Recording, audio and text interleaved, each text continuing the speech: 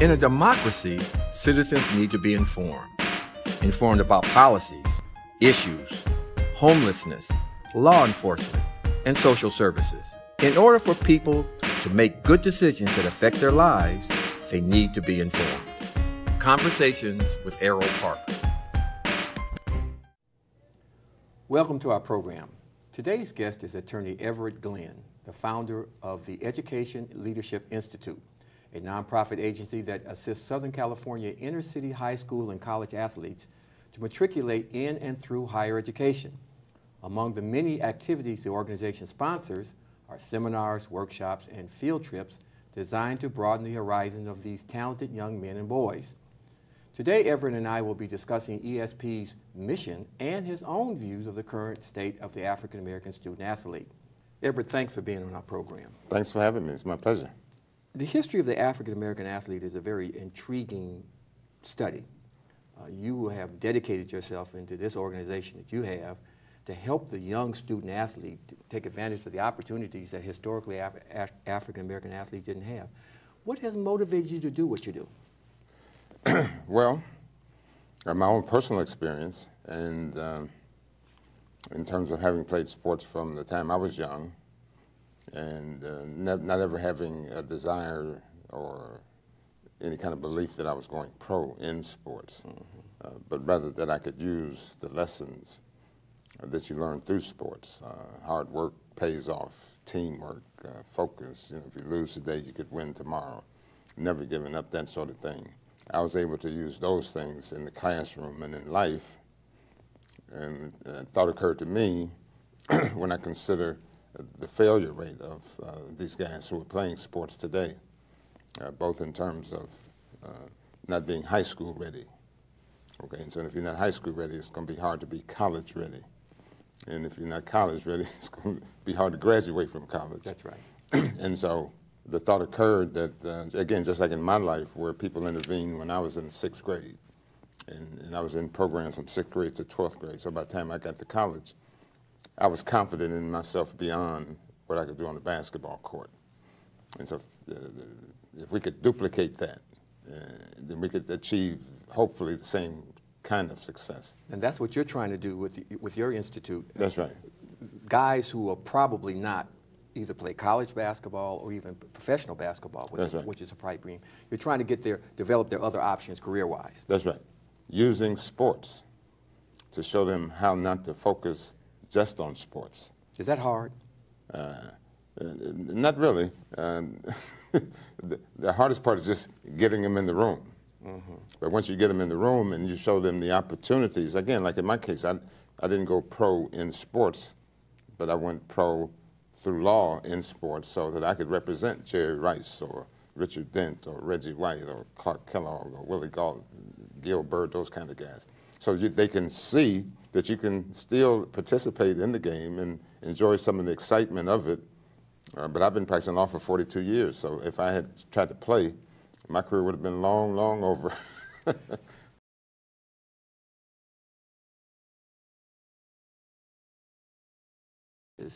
Away from sports, do the African-American student-athlete face just trying to be successful in the classroom?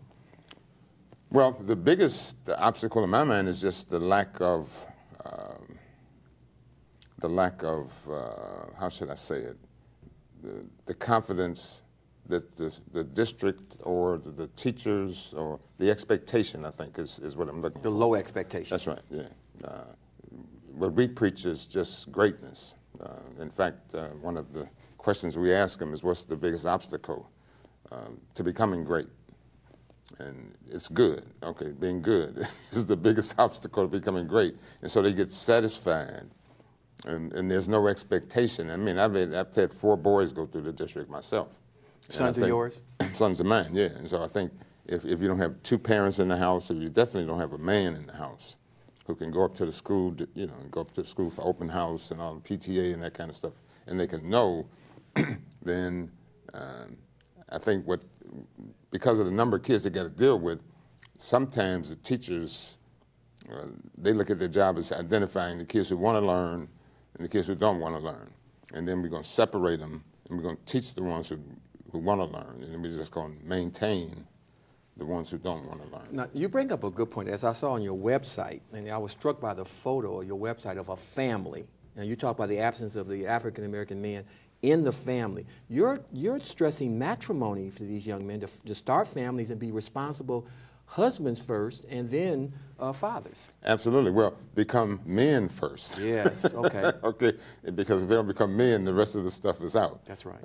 But again, it's all taken, we use the same strategies that we used when I represented these pro athletes. So that Clark Kellogg, for example, he's married to the same woman that he met and married when he was coming out of college. Same with Gil Byrd and Anthony Hancock and these guys. They were #1 draft picks, big-time athletes.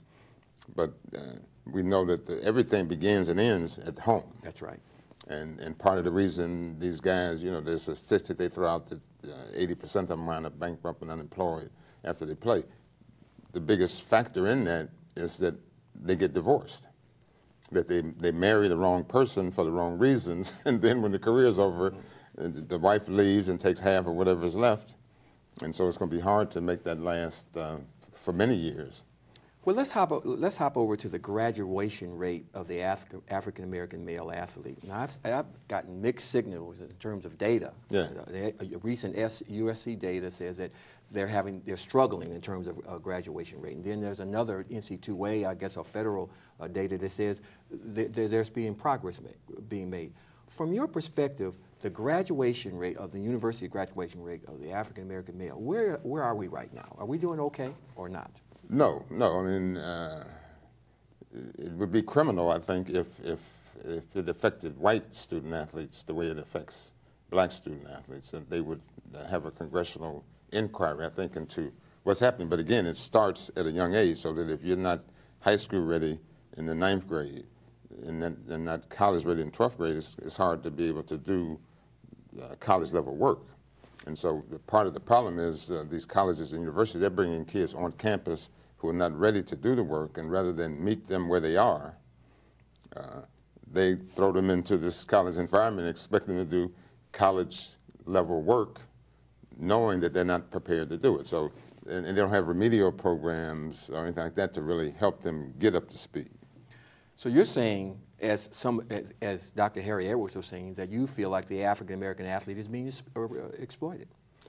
Oh, all along the way. I mean, and it's actually going lower now, because there used to be a time high school sports wasn't on television. You know, now you get games of the week and teams playing all over the country, and it's being televised on ESPN, that sort of thing. So there's this pressure at every level now to win. Well, how can you say that the African-American athlete is being exploited every day when they're making millions of dollars and they're getting a college education? I mean, that's the people that are disagreeing with you on your point, saying that these are millionaires and they're getting a free education. Well, most of them don't get an education, #1. And even the ones who graduate, you'd have to, it's been my experience in dealing with them one-on-one, and when I represented them and dealt with them like that, most of them don't come out with the same kind of knowledge and experience that a non-athlete would have in terms of the college experience. They can't do internships, they can't work, they can't major in whatever they want to major in. If you look around the country, we know that there's certain schools that have certain majors. Even here in Southern California, if you go to UCLA, you're going to major mostly in, government. Just look down the roster.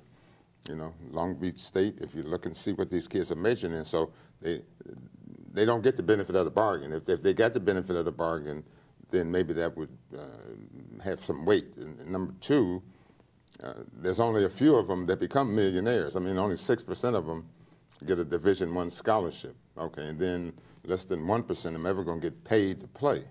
So there's a small handful of them, but when you look at the volume of them that help these colleges and universities make money, for example.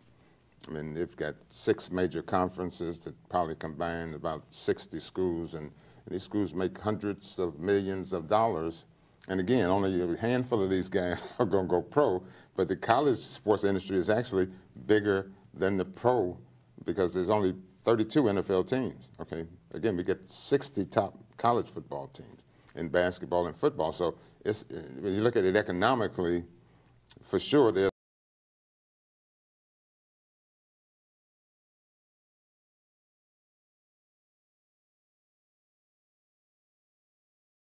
if they couldn't pay the money if they weren't making it. So whatever the payers are getting paid, owners are making much more.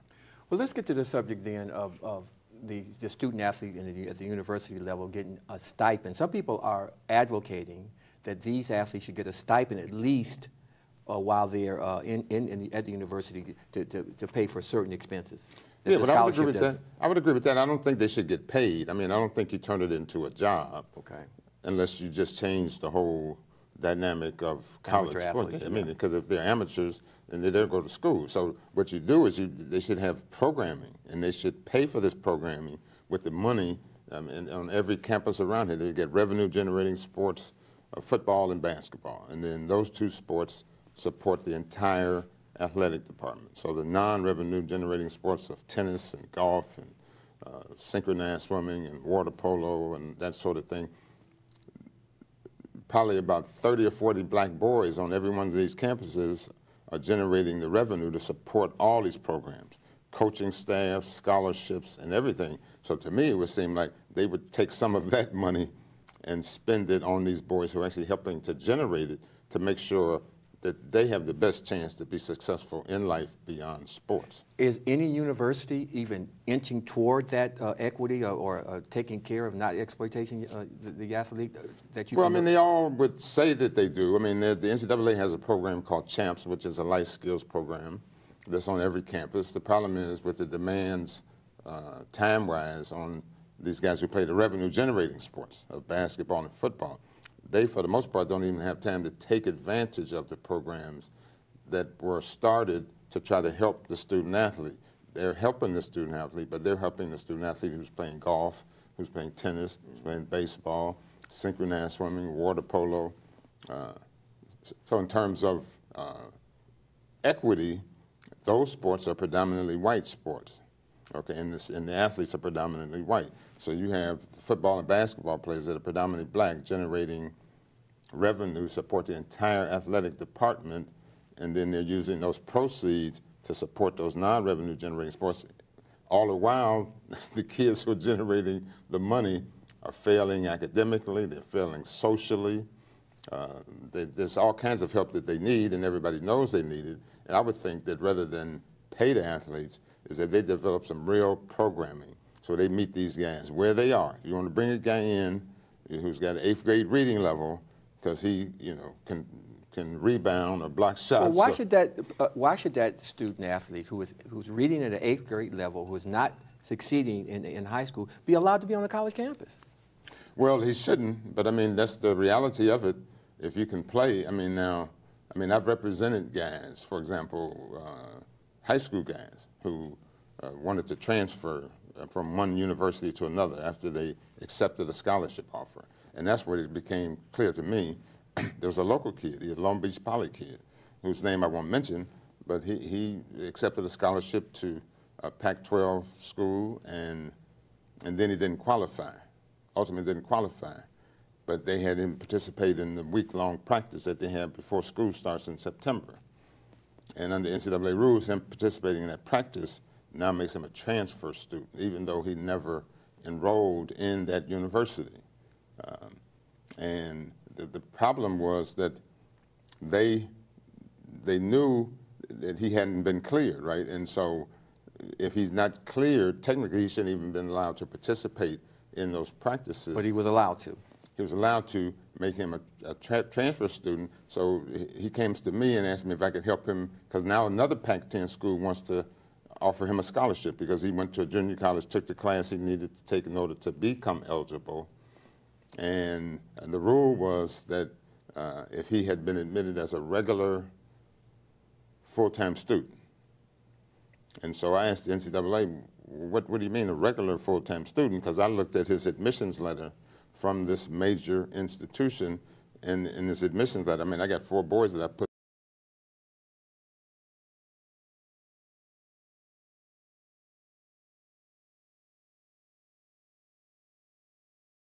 level and a different speed.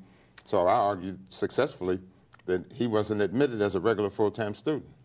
And so he shouldn't be prohibited from transferring in terms of interconference transfers. They come to death penalty. You lose the year, you can't get athletically related financial aid. And we were able to get that reversed even without a hearing when I just raised these questions with the NCAA. When we come back after this break, I want to talk about what your organization is trying to do about that, and also get into some other topics about the NFL protest, Yes. Colin Kaepernick, and some things in the future that there was a commission that was convened by Condoleezza Rice to look into the scandal that happened on the NCAA. I would like to get your views on that. Yeah. But we're going to take a break. Right after these messages, we'll talk about with Attorney Everett Glen about some issues related to the African American student athlete. We'll be right back after these messages. In a democracy, citizens need to be informed. Informed about policies, issues, homelessness, law enforcement, and social services. In order for people to make good decisions that affect their lives, they need to be informed. Conversations with Erroll Parker. Welcome back to Conversations with Erroll Parker. We're visiting with Attorney Everett Glen, who is the head of the Education Institute for African American, well, not just African American, but inner city athletes. And we're discussing the African American athlete, Attorney Glen, and you're representing them in the organizations you've started. Tell us about the BOSS program that you have. What are you trying to do with these student athletes?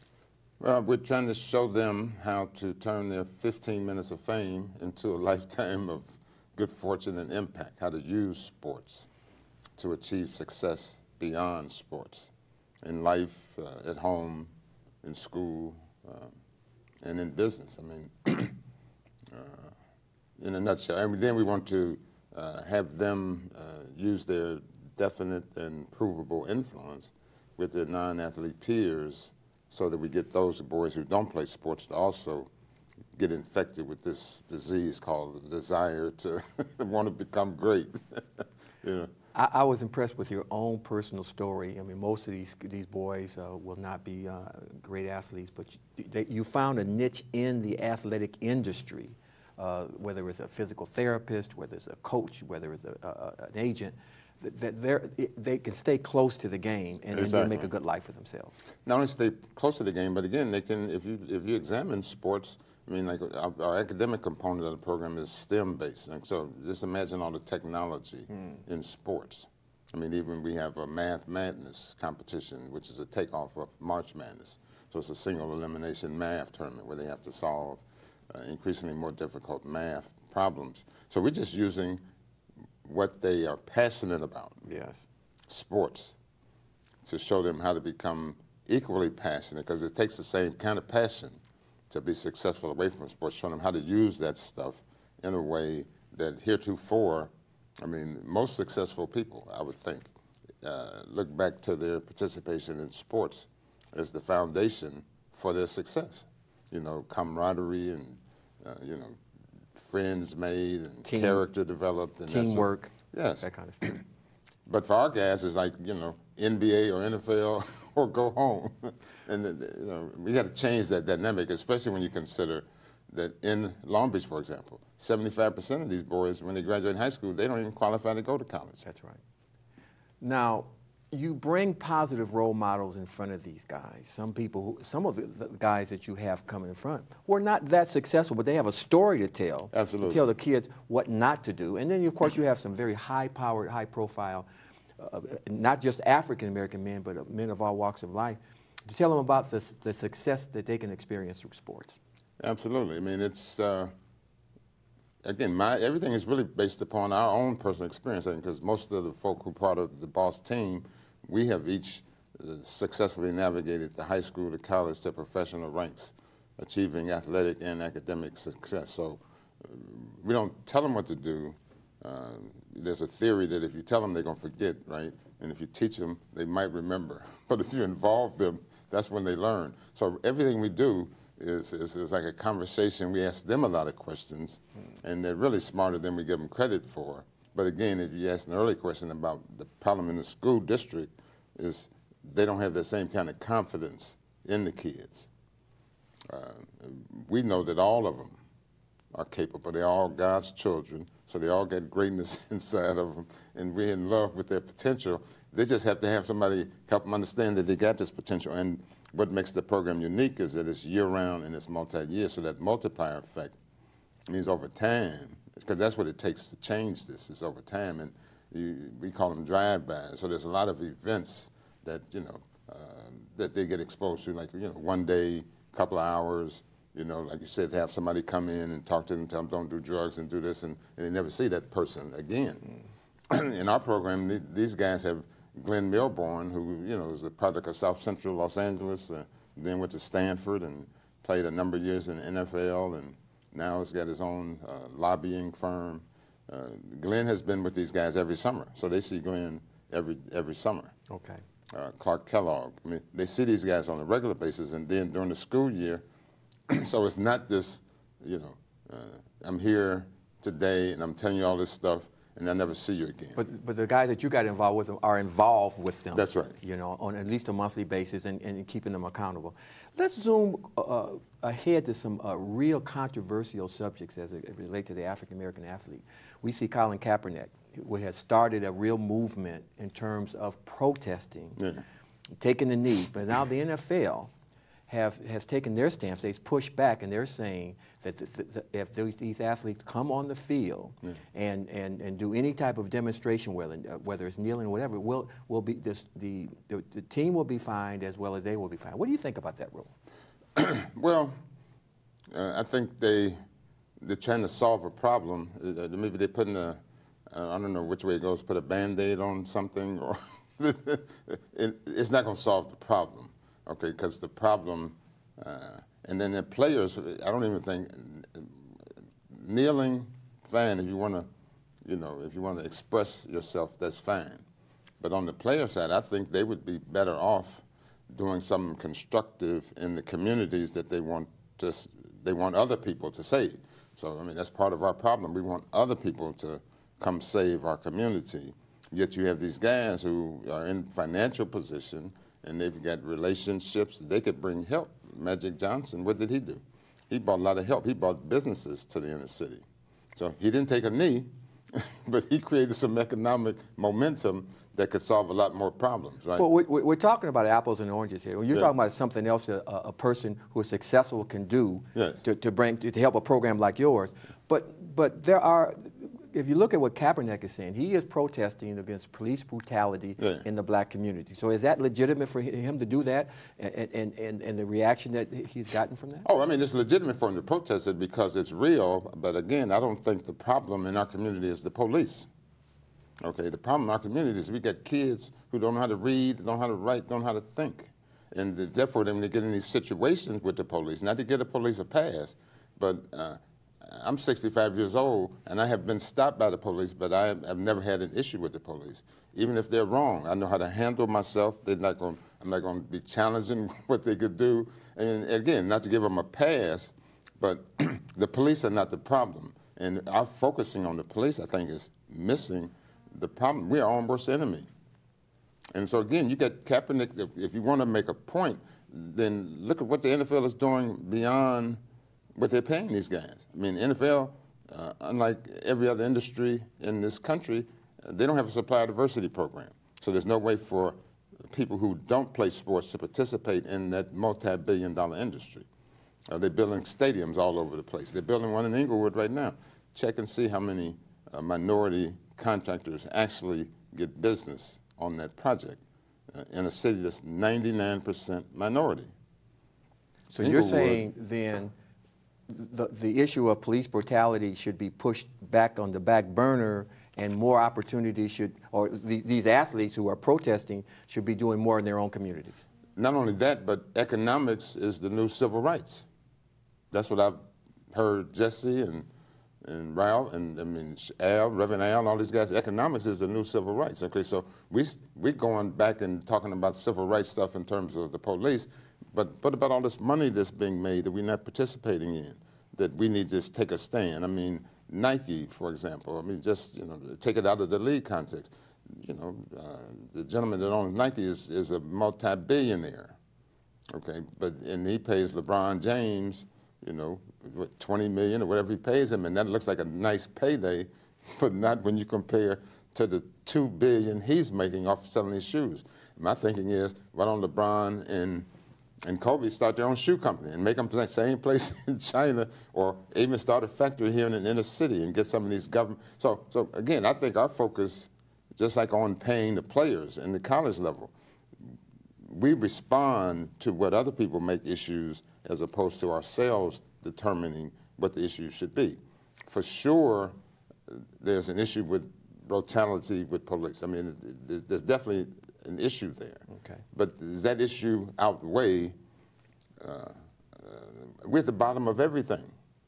And so I'm saying the police, they can be dealt with if we had a better equipped black boy or black man, if he was more articulate, if he was a better critical thinker. So you think if I'm understanding what you're saying, if the African-American student athlete was more educated, was more successful in the classroom, then that would mitigate some of the clashes that they would have with police?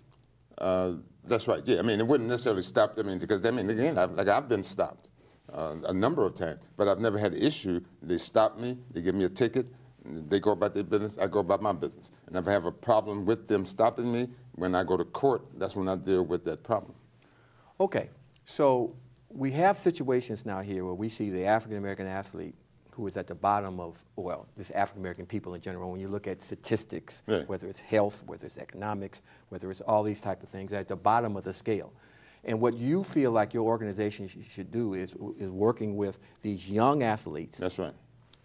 Maximize their horizon in terms of the career opportunities they have, so they have a chance at a better life. Now, looking at it statistically, Attorney Glenn, what type of impact, you say, let's say in the Long Beach area where your organization primarily is, even though it's Southern California, yeah, from a statistical standpoint, where would you like to see the numbers go in terms of high school graduation and university graduation?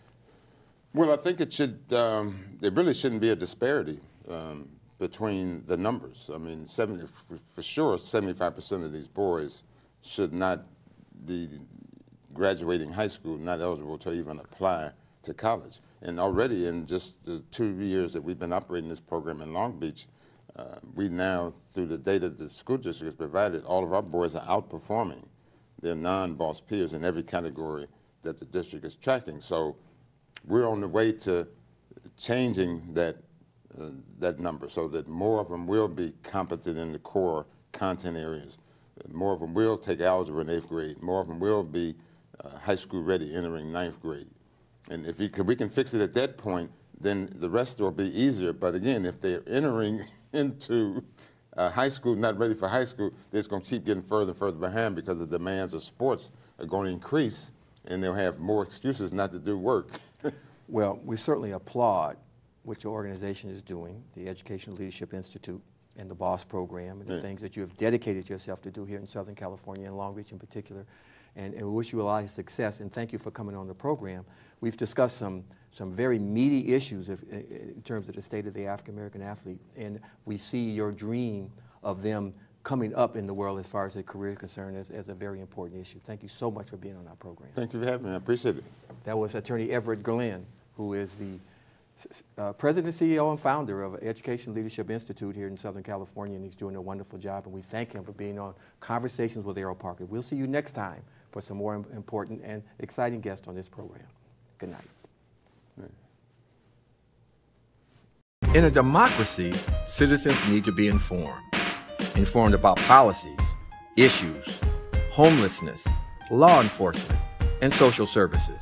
In order for people to make good decisions that affect their lives, they need to be informed. Conversations with Erroll Parker. Reggie Berry. Just remember that the incident we was talking about. I know, but then Reggie, at least what he told me, then he got into a conversation with these guys, and you can't never win. When you're saying you should have left it alone. Hey, give me the ticket, whatever you want me to do, and let me go about my business, right? And then I will deal with you, because I got your badge number and everything when I get out of here.